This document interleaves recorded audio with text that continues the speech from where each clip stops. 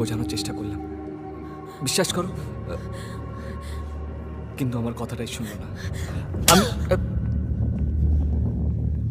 কি ভেবেছো কি তুমি নিজেকে হিরো মহান হতে গেছিলে? শোনো, ও আমার কাছে মারা গেছে, তুমি বেঁচে আছো, কিন্তু তোমার আমার কথা শোনার এক মুহূর্ত ধৈর্য নেই। ভীষণ তাড়া তোমার। কি করে ভুল বোঝা যায় আর সেটাকে ধরে তিল থেকে তাল। সেদিন রাতে আমি তোমাকে সবকিছু বলতে চেয়েছিলাম আদি, আর তুমি বুঝে নিলে আমি তোমাকে ডিভোর্স দিতে চাই। আজ যখন আমি এসে বললাম তোমাকে সিরাজকে দেখেছি, তুমি চলে গেলে ওর কাছে। লজ্জা করলো না? তুমি তুমি একজন অসহ্য লোক। তোমার সাথে থাকা ইম্পসিবল।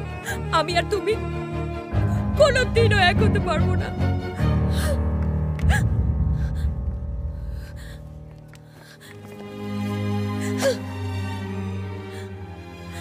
সেদিন যদি এই গিফটটা একবার খুলে দেখতে, তাহলে আজ এভাবে আমাদের এখানে দাঁড়িয়ে থাকতে হতো না।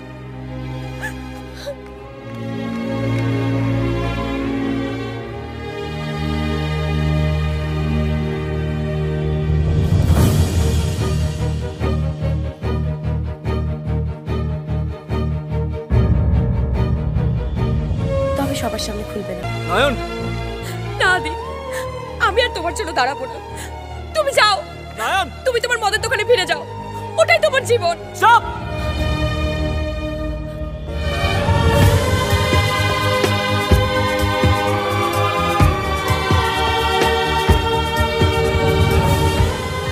আমি আমার বাবাকে ভয় পাই না, আর নিজেকে ওপরওয়ালাও ভাবি না।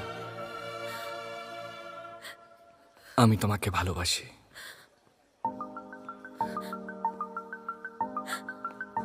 সরি ভাইটু।